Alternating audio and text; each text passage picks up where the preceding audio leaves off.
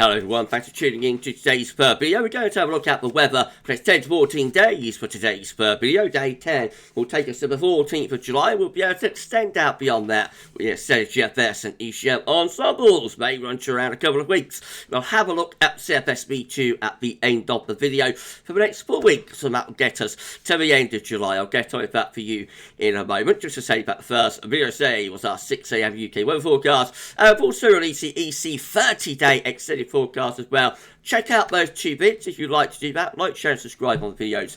Thank you so much everybody for doing that. Right, we're going to start off with the latest temperature observations from XC Weather, because we have got some pretty low mid-afternoon temperatures for July being recorded in some parts of the country. It does feel quite chilly out there after all of the warmth of June. You know, some really quite low temperatures. So, for example, we've got Oxford at just 13 degrees there at 1:50 in the afternoon. Gloucestershire is at 14. We've got Wellersbourne at 14 degrees as well. Sennybridge in Wales at just 12 degrees. Liscombe at just 13 degrees, Northwick at 14, Boscombe down 14 degrees, and even down to Bournemouth, it's only 17 there, 13 at Cranfield, 13, also 14 at Church Lawford, gets a little bit warmer towards the east, 15 at Wittering, 16 at Marham, 17 at Norwich, and then up to Humberside, it's actually up to 20 degrees there. And the highest temperature is 21, but that's off the coast of southeast England in Calais, actually.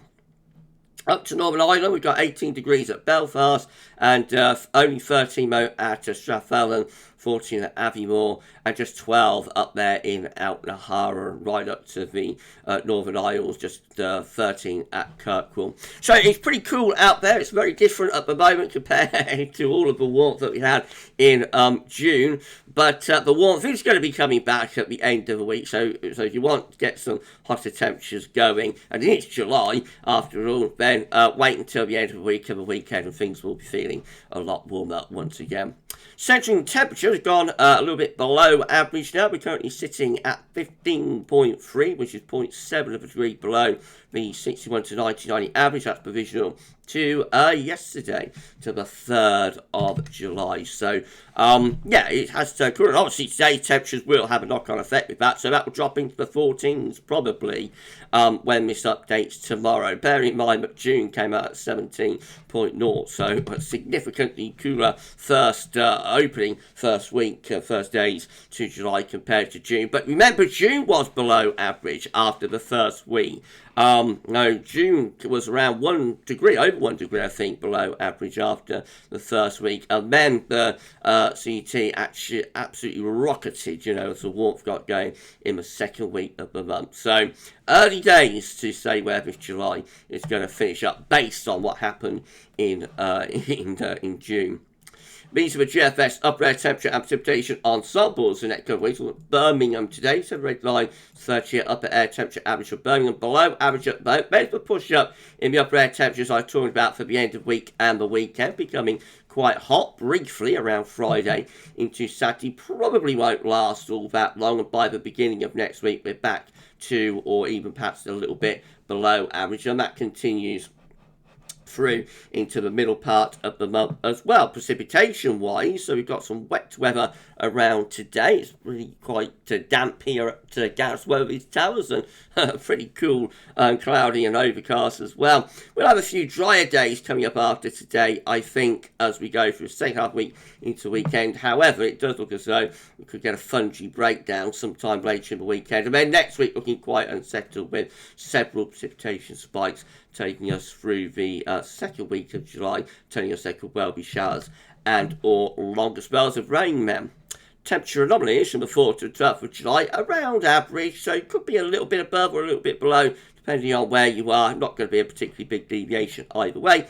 And precipitation anomalies from the 4th to the 12th of July, wetter than average in the north, west and south, but a little bit on the drier side through central and eastern regions. The latest Windflow Map from knowschool.net shows the reason that it's so cool today is that we're drawing in the air from the north. Air is coming from the north Atlantic, and actually in further north America, if you drag the map down, you can see that although it is taking a very long sea trek, the air is actually originating from like an Arctic source, really. So it's taking a very long sea trek, obviously being modified by the Atlantic, but you see how sort of the air comes through rather like that from the Arctic and through the Norwegian Sea into the North Atlantic and around to the UK and Ireland. So that's the reason it's feeling rather autumnal out there today.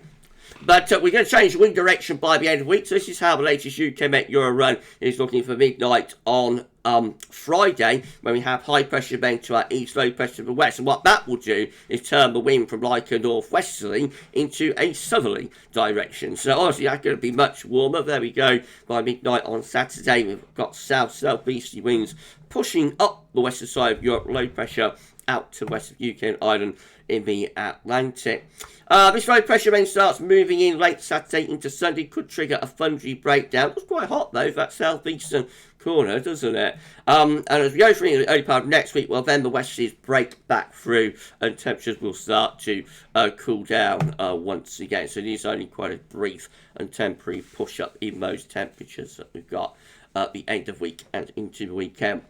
I can't again with low pressure out to west, high pressure to the east, drawing up wind from the south on Friday into Saturday as well. There's those very warm southerly winds. Now, Icon's a little bit slower pushing this trough of low pressure through, so this is midnight on Sunday. Still looking very warm over on the eastern side of the country. It's turning a little bit cooler out in the west. And eventually, this low pressure does move through during the early part of next week. But it's a couple of days longer, I think, keeping the warmth going with Icon, possibly, particularly for the east, keeping it going right to the end of the weekend. But by the beginning of next week, we're back under this area of low pressure, and obviously that's been much cooler air in from off the Atlantic. But GFS midnight run again, bring up wind from a southerly direction on Friday. Wind shifting around more to the south-southeast from Friday to Saturday with low pressure to the west of Ireland. And then through the weekend into over next week, that low pressure breaks through, bringing a thundery breakdown initially, and then showers, long spells of rain and cooler temperatures as well. Through the middle of next week, winds going to a showery northwesterly, and then high pressure tries reaching back up from the south around day 10. Doesn't really come to much more low pressure comes in from off the Atlantic around the middle part of the month. However, by the end of the GFS midnight run, we are getting ourselves under a proper area of high pressure from the Azores then. So could that be the start of a hotter second half of the month beginning to appear within the extended GFS? We are expecting the second half of July to turn a lot warmer and drier compared to the first half. Could that be the first hint of it from the extended GFS? It's a long way out. That is the 20th of July, 384 hours away. The GFS 6 then again drawing up wind from that southerly direction on Friday into Saturday as well, with low pressure to the west of Ireland, trying to move in to that warmth and humidity. Let's be how the upper air temperature looking for 6 a.m. on Saturday with plus 15 Celsius, but making it all the way to northern England.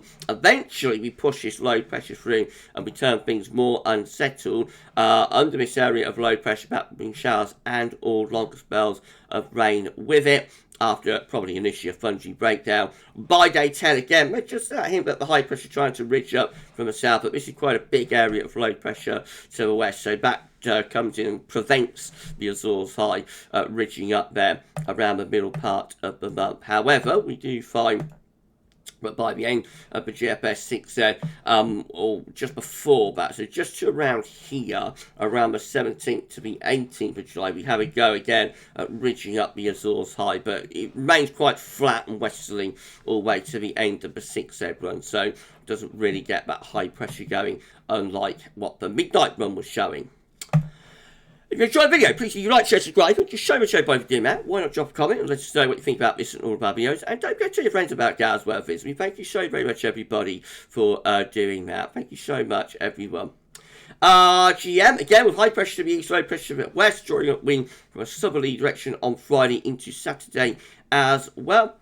Through the second half of the weekend, low pressure starts coming in from off the Atlantic. That's bringing a thundery breakdown potentially through the second half of the coming weekend. By the beginning of next week, we're under an area of low pressure, so looking cool and showery. Then by day 10, just a hint that the high pressure is trying to reach back up from the southwest from the Azores. But rather cool and showery for much of next week with GM. And then the ECM looks like that again. High pressure east, low pressure west, bring up wind from a southerly direction through the weekend into the early part of next week. We start to push this low pressure in from off the Atlantic. We have got quite a lot of hot air sitting over and just to the east of the country midnight on Saturday to Sunday. So there could be like a thundery breakdown as this low pressure comes in from the west, but by the beginning of next week we're under the area of low pressure and looking rather cool and showery with that low and those west to northwesterly wind. That takes up to day 10, which is Friday the 14th of July. This is a precipitation forecast based on the ECM run from Temperature.com. Quite a bit of wet weather across central and southern parts of England and Wales this afternoon and into this evening. That hangs around for quite a while actually into the evening across the southeastern corner, so it will be some useful rain for those dry and parched gardens down in the south and the southeast, parched from what happened in June, of course. Beyond that, we're going to like a drier trend with most of the rain out to the north and the west through the second half of the week. And then there could be some heavy showers and thunderstorms breaking eastwards from off the Atlantic going through the weekend. That's Saturday the 8th to Sunday the 9th of July. Further showers and or longer spells of rain through the early part of next week as well. So looking really quite unsettled with the ECM run today. So to day 10 anyway. These are the options on the table within the ECM Ensembles for day 10. Gets us to the 14th of July. 27 members of the ECM Ensembles with low pressure to our north and east. High pressure is out of the Atlantic. Winds are coming in from a north or northwesterly direction. So cool and showery again. With that 15 with low pressure just to the west of UK and Ireland, bringing the wind from more of a westerly direction.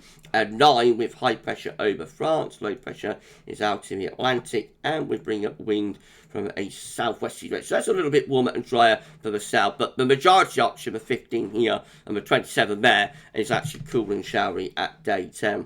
And then in 2 weeks' time, these are the options that we've got. Gets us to the 19th of July. 20 members of the ECM Ensembles with high pressure to our south and in the Atlantic towards Greenland. Probably some sort of shallow trough of low pressure in the North Atlantic and through the west of Europe. 18 with a trough of low pressure over top of the UK and Ireland, combined with a mid-Atlantic ridge going up towards Greenland. And 13 with low pressure over Scandinavia, high pressure out in the Atlantic, and that's bringing the wind from a cool and showery northwesterly direction. So to be honest, even at 2 weeks out, 19th of July, the options don't look great there, really do they? They still continue to look a little bit showery even into the third week of July. CFS V2 finally, and then we're done. Thank you so much everybody for tuning into this video today. So these are 500 millibar height and lines broken down into weekly periods.